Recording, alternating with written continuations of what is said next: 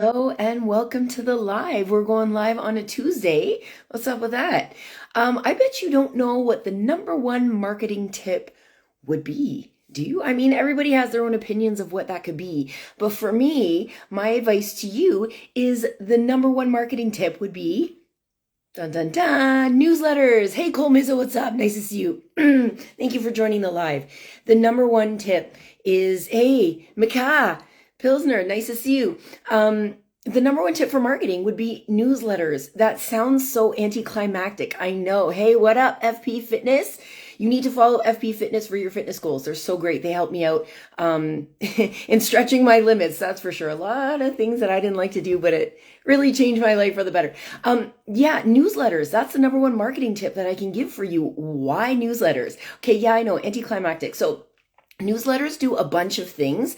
The number one thing that I think for me would be the loyalty. I like reading new updates from my mentors or people in the fitness industry or in my field, which is public relations and digital marketing and things like that. So I like on a Sunday afternoon opening up a newsletter and seeing new information from these people. One thing I don't like is Black Friday marketing. Hey, Thrifty Cottage Life, nice to see you. There's one thing I hate about subscribing to emails, and that is on Black Friday weekend or the week leading up to it / Cyber Monday, whatever. It's the same email, but worded differently. And so I find those not to be so great when you're subscribed to them. But if you're subscribed to like a monthly newsletter from somebody that you like to learn from, that is going to be your number one marketing tool. And here's why. It's going to create loyalty. If you have followers that know, like, and trust you, we talk about that a lot, then you're going to get followers that are going to know you, they're going to like you, they're going to trust you. What happens after that? They're going to buy from you, or they're at least going to be there for you. They're going to support you. So if you're looking for somebody to write you a referral, those are the people that you want. Hey, Gary Boyce, nice to see you. Thanks for joining the live. So you're going to want people that are loyal to you. So let's just say you come up with a monthly newsletter. You release it at the end of the month, which, hi, I'm going to be releasing my newsletter on my new newsletter at the end of each month. So that's kind of something I'd like to just put out there. But you're going to send one out. It's going to look great. It's going to have a lot of value in it. It's going to have fun facts. You want to be the person that people come to for knowing information in your field. You might not be the expert in your field on everything in your field. However, if you get resources from other people, other places, other things, and you're the guru. People don't like that word anymore, but whatever. You're the go-to person for that field. So you'll be the person that has all the resources for those people to solve their problems. You're going to have all kinds of fun facts that maybe come from you, maybe not so much, but people are going to start to follow you and they're going to get value from you. And there was something a psychologist said to me once, and she said, the number one thing that you should be doing is blogging. And yes, blogging is up there with newsletters. And we always think that these are old things now that we have IG lives and things like that. We think that why do we need all these antiquated things? But they're actually still helpful in selling you and selling your brand and selling your business, but more importantly, building relationships with people, because that's the number one thing that we're helping people with, is that we're helping them solve their problems. We're on this journey with them. So it's super important to show them your loyalty by providing consistent content. Video creation is great. I'm just going to sidestep this for a little bit, or kind of go into this off topic of newsletters, is that yes, because I know I'm going to get this question. Videos, yes, absolutely. Videos are important. People don't have a lot of time in their day to do research or reading long blogs and things like that. And that's okay. But to have the variety of resources for people, variety of platforms. Ooh, words, they're happening. A variety of platforms for people to consume, then that will be your best bet. But we're talking about newsletters right now and how important newsletters can be, and you can add this into your marketing toolbox, toolkit, whatever you want to call it. So newsletters, let's go back to newsletters. Why are these so great? So you're creating loyalty, you're creating trust. And here's another thing too, is that you are providing updates about your business for these people. So it's so great because if you have a new service or a new guide or a new product or whatever it is that you want to share, or new updates that's happening in your business or your personal life that you can share that would help people.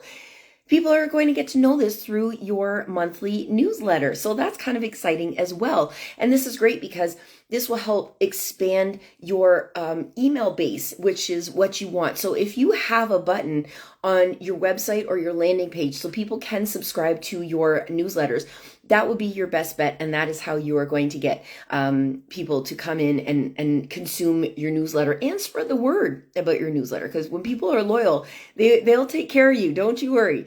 What else did I want to say? Oh, if you have a platform, hey, Real Coach Tab, nice to see you. Thanks for joining the live.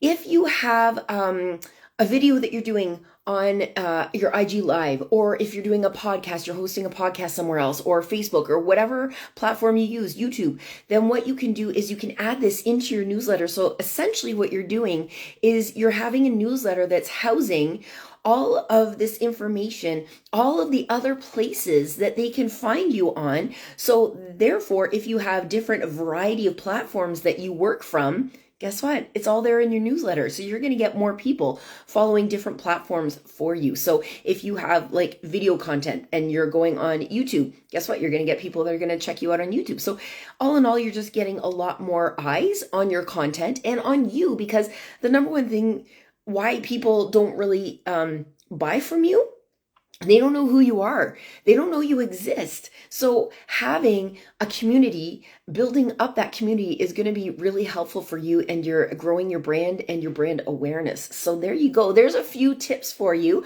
on why newsletters are so important to your PR, your marketing, your reputation, and how you get your business out there. So, go ahead and send me any questions if you have any questions about newsletters and how to do it.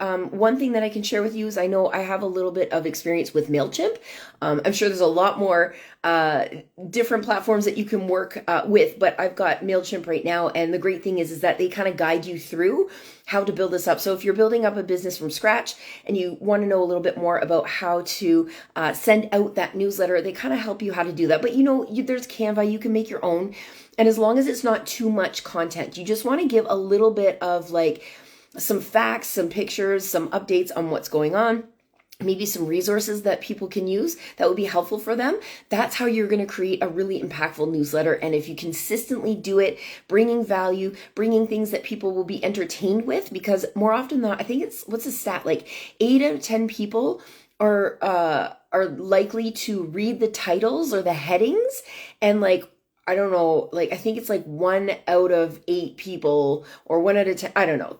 It's not so good. It's not as high that people are actually going to read it. Me and my math skills, they're just not happening tonight. So anyways, my point is that you're going to get more people that are going to read the titles than you are going to get people who are actually going to read your content. So keep that in mind when you're coming up with ideas for newsletters. Don't make it too wordy. And this should be working out so well for you. So you have any questions, send me a DM. Let me know what's going on and how I can help you. Thank you so much for joining the live. Those of you that joined the live, hey, Kindness, thank you so much for joining. And thank you so much for watching this.